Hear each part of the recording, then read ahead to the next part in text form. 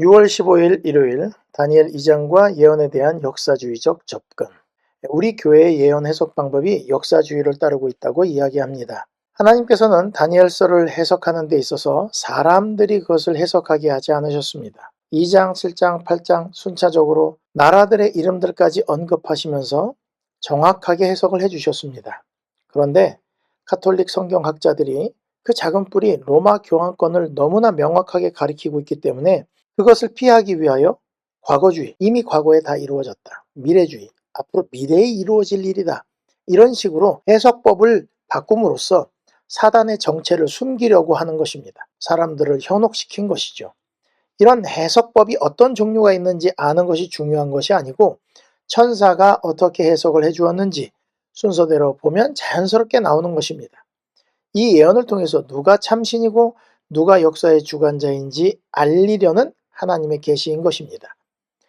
주가를 하루만 내다볼 수 있으면 부자가 될 수 있습니다. 그런데 그것도 모르는데 나라가 어떻게 될지, 그 다음 나라가 어떻게 생길지 누가 확언할 수 있겠습니까? 그런데 하나님은 몇백 년 전의 일들을 단순하면서도 명료하게 보여주시면서 우리가 누구를 믿어야 할지를 알려주시는 것입니다. 다니엘 2장에 나오는 금머리 바벨론부터 열발가락 열국까지, 그리고 중심은 마지막에 사람의 손으로 하지 않은 뜨인 돌이 언급되면서 하나님 나라가 올 것이라는 것을 보여주는 것이죠.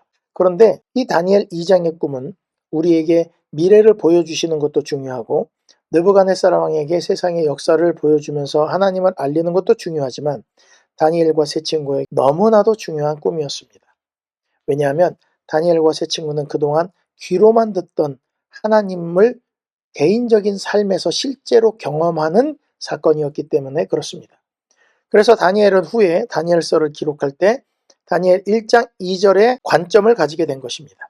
주께서 유다 왕 여호야김과 하나님의 전 그릇 얼마를 그의 손에 넘기심에 느부갓네살이 이긴 게 아니라 하나님이 붙이신 것이고 자신들이 믿음이 있어서 환관장에게 간구해서 한 것이 아니고 하나님이 다니엘로 하여금 환관장에게 은혜와 긍휼을 얻게 하셨다고 이야기합니다.